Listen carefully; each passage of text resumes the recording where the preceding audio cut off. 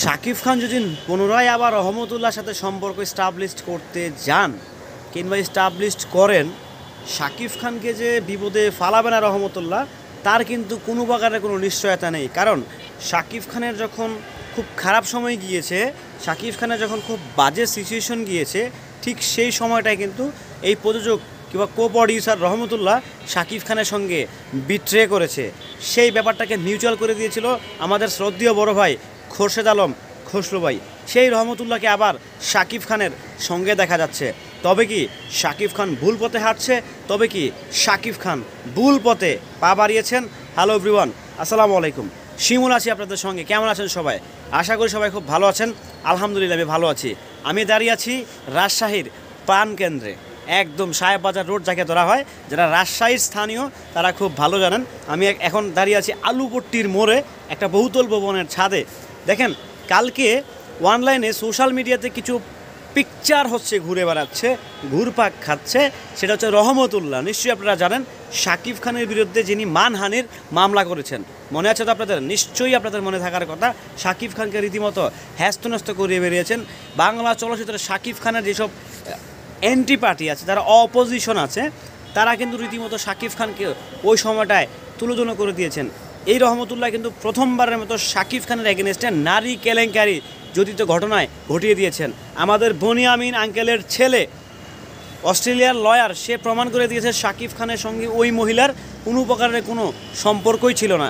সেই রহমতুল্লাহ, ওই রহমতুল্লাহ নামক যে কালপিটটা, সেই কালপিটটাকে শাকিব খানের পাশে আবারও দেখা গিয়েছে। তবে কি শাকিব খানের ক্যারিয়ার নিজে নিজে ধ্বংস করে দিচ্ছেন, নাকি শাকিব খান নিজেকে অন্যভাবে আবারও প্রস্তুতি করার চেষ্টা করছেন? দেখেন, প্রথম কথা হচ্ছে বাংলা চলচ্চিত্র এটা আমার আপনার সকলেরই কিন্তু একটা আবেগের জায়গা, একটা ইমোশনের জায়গা, একটা ভালোবাসা এবং কি ভালো লাগার জায়গা। এই যে পদ্মা দেখা যাচ্ছে, আপনারা নিশ্চয়ই ক্যামেরা দেখতে পাচ্ছেন, এটা কিন্তু পদ্মার পার।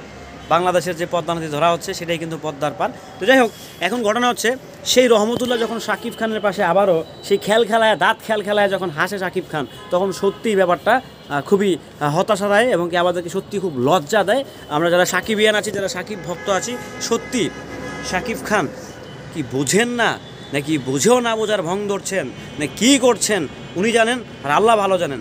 তবে একটা জিনিস বলে রাখা ভালো, এই রহমতুল্লাহ যে পোলট্রি নিবেন না, এই রহমতুল্লাহ যে পোলট্রি খাবেন না, এই রহমতুল্লাহ যে শাকিব খানের এগেনস্টে কাজ করবেন না, তার কি 0% সাহস কিংবা 0% ইয়াকে কেউ নিশ্চয়তা দিতে পারবেন কি?